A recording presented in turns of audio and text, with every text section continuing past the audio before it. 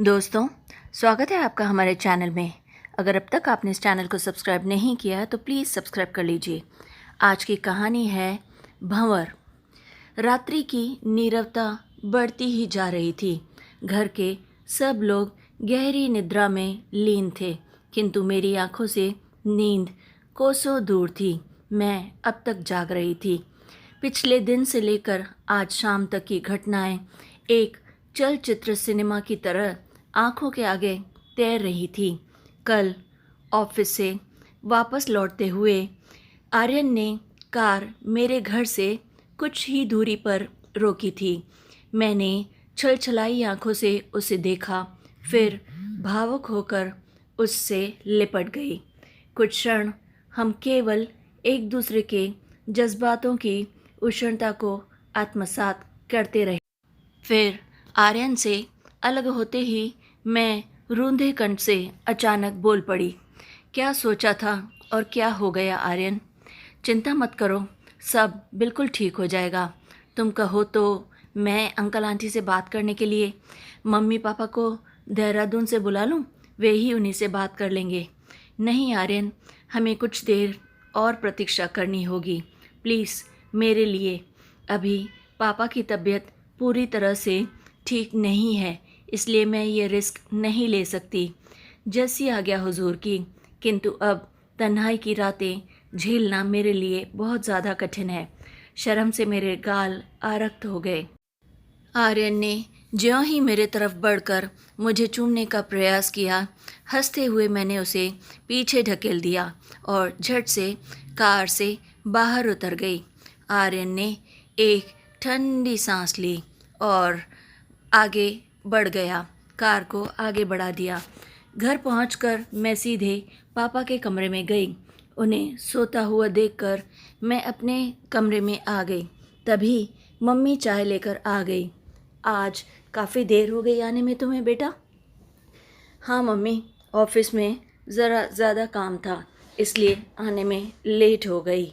मैंने मम्मा से कहा। नंदिनी, कल शनिवार है, तुम घर पर ही रहना, ऑफिस से छुट्टी ले लेना। शाम को कुछ लोग आएंगे। मेरी फ्रेंड सरिता को तो तुम जानती हो ना, उसके बेटे वरुण से मैंने तुम्हारे रिश्ते की बात चलाई है, इसलिए वो लोग तुम्हें देखने आएंगे। क्या? मेरे रिश्ते की बात? चाय का कप मेरे हाथों से छूटते छूटते और नीचे गिरते गिरते बचा।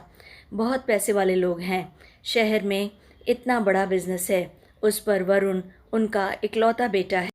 देखना तुम वहाँ राज करोगी। मम्मी, मैं आपको कितनी बार बता चुकी हूँ कि मैं आर्यन से प्यार करती हूँ और उसके अलावा मैं किसी से भी शादी नहीं करूँगी। कितनी बार मैं एक ही बात आपको बताऊँ? मैंने भी तुमसे कितनी बार कह दिया था कि आर्यन से तुम्हारी शादी कभी नहीं हो सकती।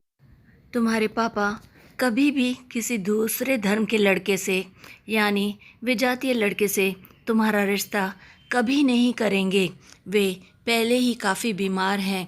तुम्हारी ये बचकानी हरकतें पता चल गई तो कहीं उन्हें दूसरा हार्ट अटैक ना पड़ जाए। तुम्हें ज़रा संभल कर रहना पड़ेगा, समझी तुम? अब दोबारा कभी आर्यन का नाम अपने मुंह पर मत लाना। वसुधा ने सख्ती से अपनी बेटी से कहा और गुस्से से कमरे से बाहर चली गई। एक कटे वृक्ष की तरह मैं बिस्तर पर गिर पड़ी। समझ में नहीं आ रहा था इस समस्या को कैसे सुलझाऊं। शाम को जब लड़के वाले मुझे देखने आए तो मैं तैयार होकर चुपचाप उनके सामने बैठ गई, दिल पर पत्थर रखकर। आखिर माँ बाप के कारण मुझे उनके सामने जाना ही पड़ा।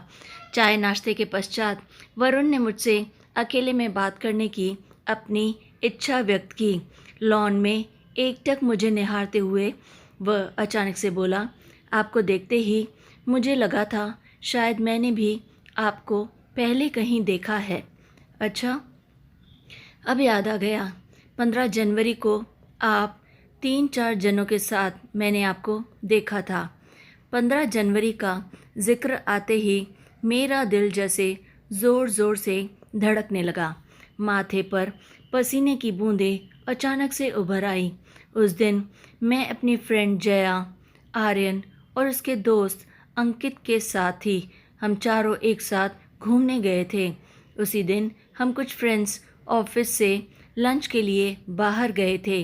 वरुण ने एक गहरी नज़र मुझ पर डाल दी और कहा, अच्छा एक बात और, क्या आप यह शादी अपनी इच्छा से कर रही हैं या फिर कहीं कोई ज़बरदस्ती?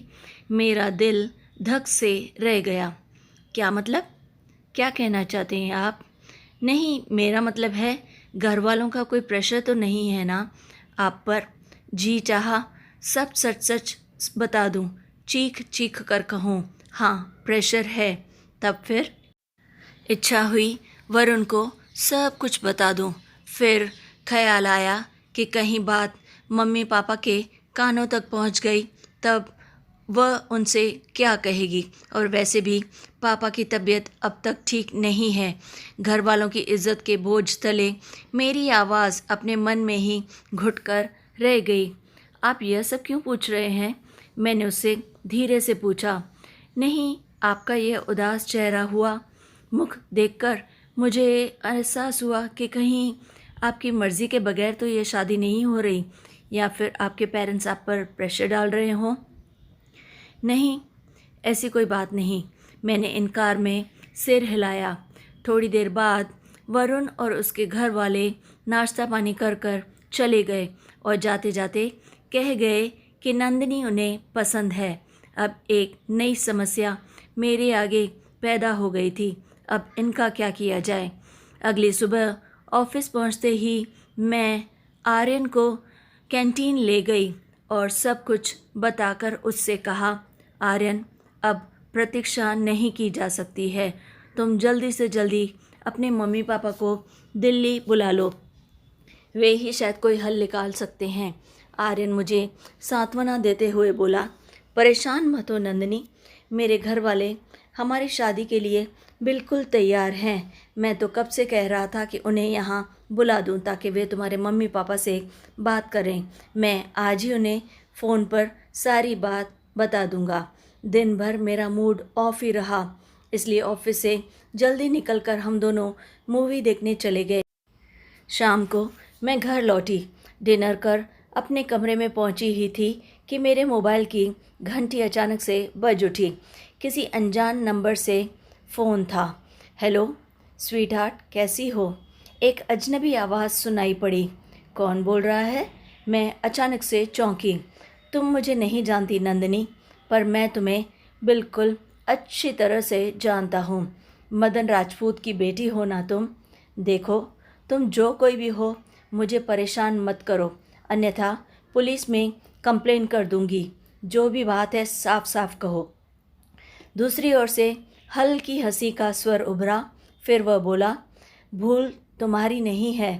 अब तुम्हें क्या पता, मेरे पास तुम्हारा एक राज है, वरना तुम पुलिस की धमकी इस तरह ना देती। राज? कौन सा राज? किस राज के बारे में बात कर रहे हो? मेरा हृदय अचानक से धड़कने लगा। 15 जनवरी को तुम कहाँ थी नंदिनी? क्या तुम वास्तव में ऑफिस गई थी या फिर? उसने अपनी बात अधूरी छोड़ दी। नंदिनी, तुम्हारे पापा को यह 15 जनवरी का राज बता दिया जाए तो कैसा रहेगा? बस एक और हार्ट अटैक। कौन हो तुम और तुम्हें यह सब कैसे पता चला? देखो प्लीज़, मेरे पापा को कुछ मत बताना। उनकी तबीयत वैसे ही ठीक नहीं चल रही है। उन्हें एक हार्ट अटैक पड़ चुका है। मैं अचानक से रुआंसी हो उठी।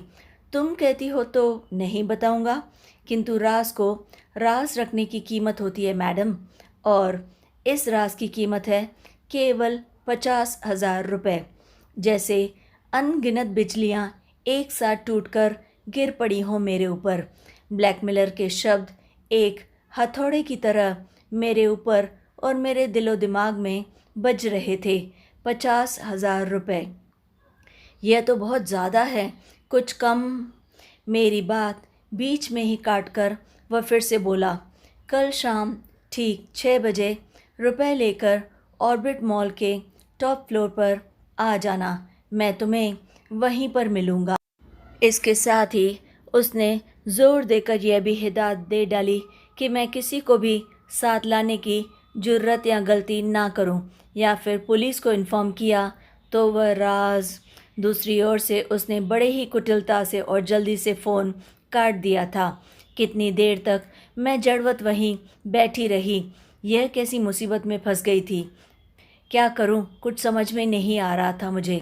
आंखों में ही सारी रात कट गई। अगले दिन आर्यन को मैंने पूरी बात बताई तो वह जैसे सन्न रह गया। कुछ देर सोचने के बाद उसने कहा, तुम रुपए लेकर ऑर्बिट मॉल पहुंच जाना। मैं मॉल के सामने वाली बिल्डिंग से उस पर लगातार नज़र रखूँगा। ज्यों ही रुपए लेकर वह नीचे आएगा मैं उसे पकड़ लूँगा। तुम बिल्कुल फ़िक्र मत करो। हाँ, यह ठीक रहेगा, तुम वहीं पर रहना। मैंने दोपहर बैंक से 50,000 रुपये निकाले। शाम 6 बजे मैं ऑर्बिट मॉल के टॉप फ्लोर पर पहुंच गई। अकेली मैं इधर उधर देख रही थी। घबराहट में मेरा दिल ज़ोर ज़ोर से काफ़ी धड़क रहा था। तभी मेरा मोबाइल बजा। हेलो, मेरी बात ध्यान से सुनो और चुपचाप सुनती रहो। लिफ्ट से नीचे पहुंचो। मॉल के बाहर काले रंग की एक टैक्सी खड़ी है, उसमें चुपचाप जाकर बैठो। टैक्सी की पिछली सीट के दाईं ओर मैट के नीचे एक काली चाबी तुम्हें दिखाई देगी। वह हेड पोस्ट ऑफिस के लॉकर की चाबी है। 32 नंबर लॉकर खोलकर ये सारे रुपए यानी 50,000 रुपये उसमें रखो और चाबी वापस टैक्सी में रख देना, ब्लैकमेलर ने धीमे से कहा। हड़बड़ाई हुई मैं लिफ्ट द्वारा नीचे पहुंची। मॉल के बाहर एक काले रंग की टैक्सी खड़ी थी जिसमें मुझे ड्राइवर बैठा हुआ दिखाई दिया। टैक्सी का दरवाज़ा खोलकर मैं उसमें चुपचाप जाकर बैठ गई और कोई चारा नहीं था मेरे पास। मैट के नीचे मुझे वही चाबी दिखाई दी। मैंने ड्राइवर से कहा, हेड पोस्ट ऑफिस चलो, और सीट पर सिर टिकाकर चिंता में बैठ गई। कुछ देर बाद हेड पोस्ट ऑफिस आ गया। 32 नंबर लॉकर में मैंने चुपचाप से रुपए रखे और चाबी पुनः टैक्सी के मैट के नीचे रख दी। फिर दूसरी टैक्सी पकड़कर मैं वहीं से सीधा अपने घर पहुंच गई। तभी आर्यन का फ़ोन आया। सॉरी नंदिनी, मैं ऑर्बिट मॉल नहीं पहुंच पाया, मुझे माफ़ कर दो। देहरादून जा रहा हूं मैं, मेरी बड़ी दीदी बीमार है। आर्यन के यूँ जाने से मुझे उस पर बहुत ज़्यादा क्रोध आया। सहसा मैं स्वयं को नितांत असहाय सा महसूस करने लगी। मुझे लगा इस वक्त मेरे साथ कोई भी नहीं है। इस मुसीबत की घड़ी में वह मुझे अकेला छोड़कर कैसे जा सकता है। जो कुछ भी हुआ हम दोनों की मर्ज़ी से हुआ था, फिर सज़ा अकेले मैं ही क्यों भुगतूं। देहरादून में तो उसके मम्मी पापा दोनों हैं। फिर यकायक मेरे दिमाग में बिजली सी कौंधी। कहीं इन सब के पीछे आर्यन ही तो नहीं। मुझे उस पर अब शक होने लगा। मैंने उसे बताया था कि मैं मम्मी पापा से शादी में दहेज में कुछ भी नहीं लूँगी। प्रकट में उसने मेरी बात से सहमति जताई थी, किंतु पैसे के लिए किसी भी इंसान की नीयत कभी भी खराब हो सकती है। हो सकता है इन सब के पीछे वही हो। नहीं नहीं, यह मैं क्या सोच रही हूँ। आर्यन मुझसे इतना प्यार करता है, उस पर शक। तभी मेरे दिमाग में वरुण की तस्वीर उभरी। उसने भी तो 15 जनवरी को मुझे देखा था और इसका जिक्र भी किया था। वह भी तो गुनहगार हो सकता है। पिछले 2 दिन से घटनाएं इतनी तेज़ी से घट रही थी कि मेरा दिमाग बिल्कुल सुन्न पड़ गया था। अगली रात अचानक फ़ोन की घंटी बजी और मुझे फिर वही चिरपरिचित स्वर सुनाई दिया। हेलो स्वीटहार्ट, कैसी हो? ओह, तुम फिर। देखो, अब मैंने रुपए निकाले तो पापा को पता चल जाएगा, समझे तुम? गिड़गिड़ाते हुए मैं बोली। ठीक है, रुपए ना सही ज्वेलरी ही दे दो। अमीर बाप की इकलौती बेटी हो, इतना तो तुम कर ही सकती हो, और इससे तुम्हें क्या फ़र्क पड़ता है? वैसे भी कल बैंक से अपनी ज्वेलरी निकाल कर ठीक 3 बजे सर्कुलर रोड के अंतिम छोर पर पहुंच जाना।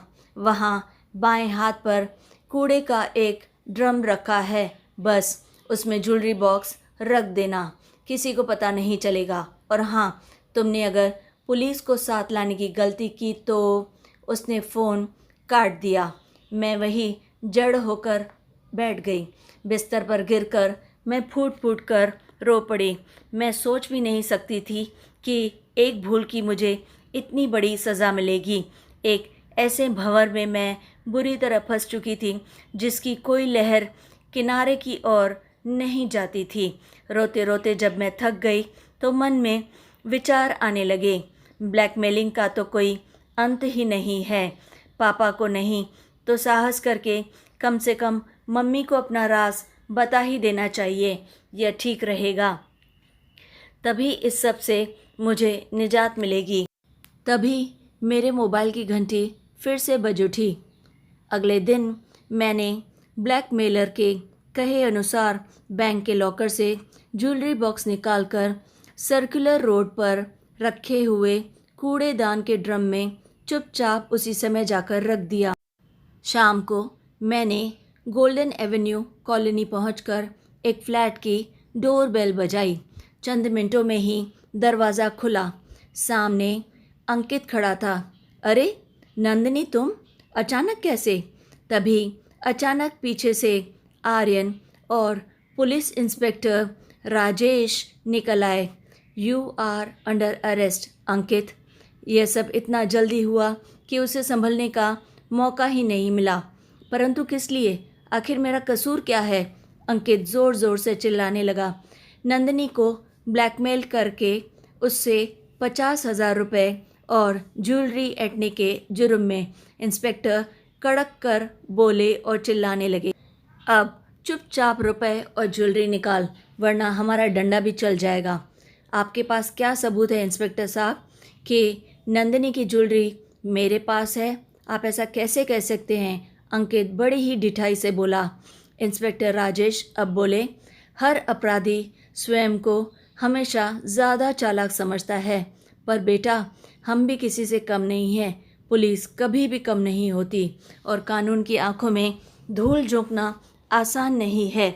मैंने ज्वेलरी बॉक्स में एक छोटा सा GPS ट्रैकर लगा दिया था ताकि वह जहाँ भी जाए पुलिस को लगातार पता लग जाए।